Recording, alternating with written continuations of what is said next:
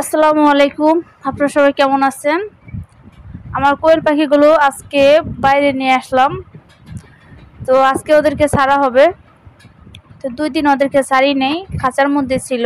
তো আজকে আবার এই যে গাছগাছালি যেখানে, তো ওদেরকে এখানে নিয়ে আসলাম। তো এখন আমি ওদেরকে খাঁচার থেকে ছেড়ে দিব। আর দেখেন এখানে আমার গাছে আজকে সকালবেলা একটা ফল পড়ে গেছে, মানে অনেক লাল হয়ে গেছিল। তারপর আমি হালকা করে ধরছি, ধরতে না ধরতে ফলটা পড়ে গেল। তো ফলটা পুরোপুরি পাকে নেই, যার কারণে অনেক টক ছিল। আর এখানে দেখেন আমি কোয়েল পাখিগুলো নিয়ে আসলাম, ভাবলাম আর একটু পরে কিন্তু কোয়েল পাখি ডিম পারবে, তো ডিম পাড়ার আগ দিয়েই নিয়ে আসলাম। আর কোয়েল পাখি ডিমটা পারে হচ্ছে আমার সন্ধ্যা হয়ে যাবে, এর আগ দিয়ে একটা ডিমটা পারে বিকালে আসরের নামাজের অনেক পর, মানে সন্ধ্যার ধরেন 10-15 মিনিট মাগরিবের আজানের 10 মিনিট আগেই ডিমটা পারে ওরা। তো আজকে এখন এই যে এখানে ছাড়া পড়ে ওরা এই যে একটা বের হয় নাই এখনো।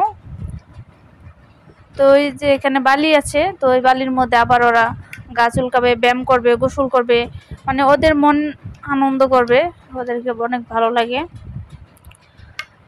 তো মুরগিগুলো আমার আছে, মুরগিগুলো সকালবেলা ভোরবেলা ছেড়ে দিয়েছিলাম। তো এখন মুরগি খাঁচার মধ্যে নাই, বাইরে আছে। তো বাইরে কোথায় যে আছে সেটা আমি জানি না, কিন্তু পরে আমি একটু যাব, আপনাদেরকে দেখাবো যে মুরগিগুলো আসলে কোথায় আছে। আমি একটু পরে যাব, আগে কোয়েল পাখিটা আপনাদেরকে একটু দেখাচ্ছি যে কোয়েল পাখিগুলোকে এখানে রাখছি।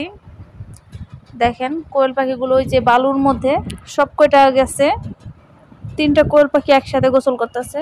আর আমার 2টা কোয়েল পাখি মিলে কিন্তু অনেকগুলো ডিম পেড়ে ফেলেছে। একটা কোয়েল পাখি এখন আপাতত বন্ধ আছে ডিম পাড়া, শুধু একটাই পারতাছে। আর এর মধ্যে তো একটা ছেলে আর 2টা মেয়ে। তো একটা কোয়েল পাখি আগে ডিম পারছিল, তো আগে ডিম পাড়ার কারণে আর লেয়ার লেয়ার খাবারটা দিতে পারি নাই, যার কারণে এখন স্টপ আছে, কিন্তু পিট খাওয়াচ্ছি। আর একটা কোয়েল পাখি এখন আপাতত ডিম দিচ্ছে, কিন্তু সেই ডিমটা অনেক বড় দিতেছে। আর প্রথম কোয়েল পাখিটা যে ডিমগুলো পারছিল সেটা ছোট সাইজের ছিল। তো এখানে 27টার মতো ডিম দিছিল, আর এখন আবার বর্তমানে ডিম দিতেছে বড় বড় বড়। আর এখানে দেখেন আমার এই যে গাছগুলো লাগিয়েছিলাম, তো গাছগুলোয় কত সুন্দর ফলন ধরেছে।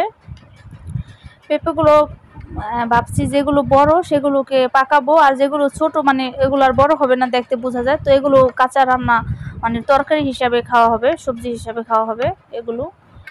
তো দেখেন এই পেঁপে গাছের যে পাতাগুলো আছে, এই পাতার কারণে কিন্তু এখানে একটা ছায়া পড়ে, রৌদ্রের সময় এখানে একটা ছায়া পড়ে।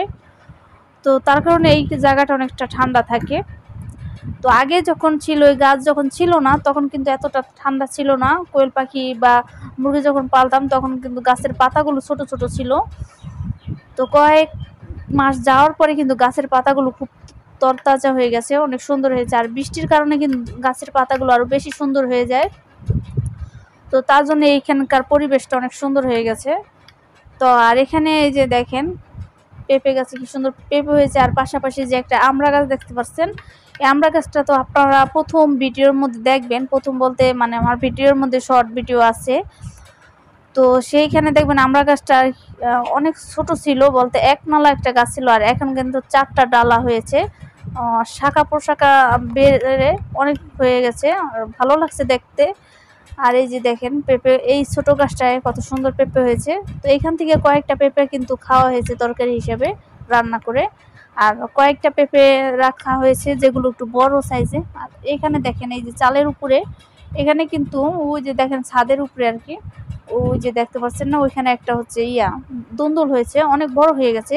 তো ভাবছি ওটা বীজ রাখবো, ওটা পারা হয় নাই, তো তার কারণে ওইটা অনেক বড় হয়ে গেছে। তো এই যে এখানে দেখেন পেয়ারা গাছে আমার অনেক পেয়ারা হয়েছিল, তো এখন আপাতত পেয়ারা নাই। পেয়ারা, তো এই ডালটা আমি ভেঙে ফেলে দিলাম, তো এটা লাল হয়ে গেছে। তো আর পেয়ারা গাছের পাতা ঝরে যাবে, ঝরে আবার নতুন পাতা হবে, তখন আবার নতুন যখন পাতা হবে তখন নতুন ডাল শাখা বের হবে, তো তখন আবার নতুন ফুল হবে, সেখান থেকে আবার পেয়ারা হবে। তো দেখেন পেঁপে গাছটা কিন্তু গাছ ভরা পেঁপে হতেই থাকে। প্রথম যেগুলো হয় এগুলো বড় হয়ে যায়, পরে আবার হয়, ভালো লাগে দেখতে। তো আর ওই যে এখানে আমার কোয়েল পাখিগুলো আছে, আর এখানে অন্য অন্য গাছগুলো আছে। তো এখানে আরেকটা বিষয় হয়েছে কি, আমার মাশরুম হয়ে গেছে। এই যে দেখেন পুদিনা পাতা, যেটার পুদিনা না সরি, এটা হলো তুলসী গাছ। এই যে দেখেন দুইটা মাশরুম হয়েছে, আপনারা দেখতে পাচ্ছেন কিনা, দুইটা সাদা সাদা মাশরুম হয়েছে। এই যে দেখেন আমি একটু ভেঙে দেখাচ্ছি। এই মাশরুমগুলো হওয়ার কারণ হচ্ছে এখানে গোবর ফাঁস দেওয়া হয়েছিল, তো ওইখান থেকে মাশরুমটা জন্ম হয়েছে। তো এখানে ইয়া বাসক গাছ না, তুলসী গাছ রেখেছি, আর এখানে পোলাও পাতা গাছটাও আছে। তো অনেক অনেক গাছ আমি রাখছি মোটামুটি, আর অ্যালোভেরা গাছ আছে, মরিচ গাছ রাখছি, বেগুন গাছ রাখছি। এই সব গাছেই ফলন দিছে কম বেশি। তো মরিচ গাছটা বেশি মরিচ হয়েছিল, এগুলো আমরা পেয়েছিলাম। তো ধনিয়া পাতা গাছ লাগিয়েছিলাম, পুদিনা পাতা লাগিয়েছিলাম, সব কিছু হয়েছে কম বেশ। তো এখন আমি আপনাকে দেখাবো আমার মুরগিটা। এই যে দেখেন এটা খাঁচার মধ্যে আছে।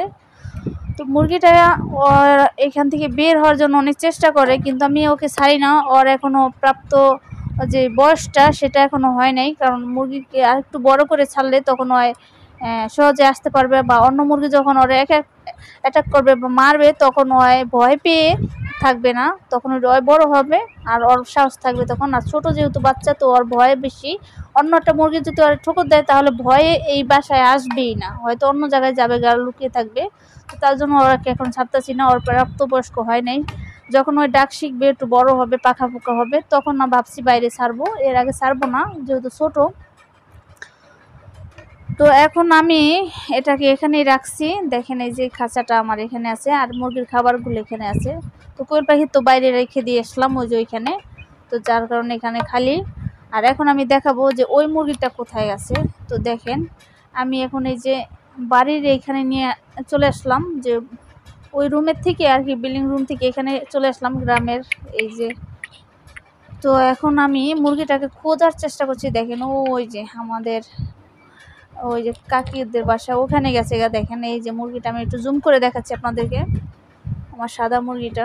দুটোটা মুরগি এখানে চলে আসছে। এই যে দেখেন এটা হচ্ছে কাকিদের মুরগি বা অন্য মানুষের মুরগি, আর এইখানে আমার মুরগি আছে। এই যে রাতা মুরগিটা দেখতে পাচ্ছেন যে আমার রাতা মুরগিটা এখানে চলে আসছে। তো আমি ওদেরকে খুঁজছিলাম যে আসলে আজান দিয়ে দিয়েছে, এখন সন্ধ্যা হয়ে যাবে, তো ওরা যদি ঘরে না আসে আর ওদেরকে অন্য অন্য বাসায় চলে যায়, তো ওখানে আবার বড় বড় খোপ আছে, ওখানে যদি থাকে, তো তার জন্য আমি সন্ধ্যার আগ দিয়ে ওদেরকে টুনে নিয়ে আসি এদিকে ঘরের সামনে। তো তারপরে ওদেরকে ধরি, ঘরে দেই। তো দেখেন এখানে কত গাছ, কত সুন্দর সবুজ সমারোহ। তো সবুজ জিনিস দেখতে অনেকটাই ভালো লাগে। তো মুরগিগুলো কিন্তু এখানে ছাড়া অবস্থায় থাকলে ওদেরও ভালো লাগে, তো তার জন্য মুরগিগুলোকে ছেড়ে ফেলা। তো দেখেন এই যেখানে মুরগিগুলো ছাড়ছি আর কি, সেখানে অন্য অন্য গাছগুলো লাগিয়েছি। এগুলো পেঁপে গাছ, আর এটা হচ্ছে কামরাঙ্গা গাছ। দেখেন কামরাঙ্গা গাছে কিন্তু অনেক কামরাঙ্গা হয়েছে। এই যে দেখাচ্ছি আপনাদের, এই যে দেখেন কত সুন্দর দেখতে পাচ্ছেন। তো এখানের পরিবেশটাই ঠান্ডা, অনেক ঠান্ডা। গরমের সময় এখানের পরিবেশটা অনেক শান্তির হয়, বাতাস থাকে, অন্যরকম থাকে এই পরিবেশটা। তো এখানে মুরগিগুলো যখন ছাড়া থাকে, অন্য অন্য মুরগিগুলো একসাথে থাকে, তো ওদের ভালো লাগে। তো তার জন্য এই দেশি মুরগিকে ছেড়ে পালা, ঠিক মতো ডিম বাচ্চা দিবে হয়তো তাহলে। তো দেখেন এই পুরাটা জায়গা নিয়ে কিন্তু ওরা ঘোরাফেরা করে, এখানে পুরাটা খোলামেলা আছে। গ্রামের অন্য অন্য মুরগিগুলো এখানে চলে আসে, তো যেহেতু এখানে জায়গাগুলো খালি পড়ে আছে, তো মুরগিগুলো থাকে, তো তার জন্য ছাড়া মুরগিগুলো এখানে হেঁটে বেড়াবে। তো দেখেন সারাক্ষণ এখানে থাকে ওখানে থাকে, মানে এক জায়গায় স্থির থাকে না। যখন সন্ধ্যা হয়ে যাবে তখন এই বাড়ির কাছে চলে আসবে, তখন আমি আবার ওদের খাবার দিয়ে ডাক দিলেই চলে আসে। তো দেখেন একটা কামরাঙ্গা আমি ছিঁড়েছি। তো এখন আমি এই যে দেখেন এখানে মুরগিগুলো চলে আসবে, এটা আমাদের ঘরের সামনের অংশ। তো এখানে কিন্তু অন্য অন্য মুরগিগুলো আছে, তো ওরাও এখানে ঘুরে বেড়াচ্ছে। তো আজকের ভিডিও ছিল এই পর্যন্তই। আপনারা সবাই ভালো থাকবেন, সুস্থ থাকবেন। আসসালামু আলাইকুম।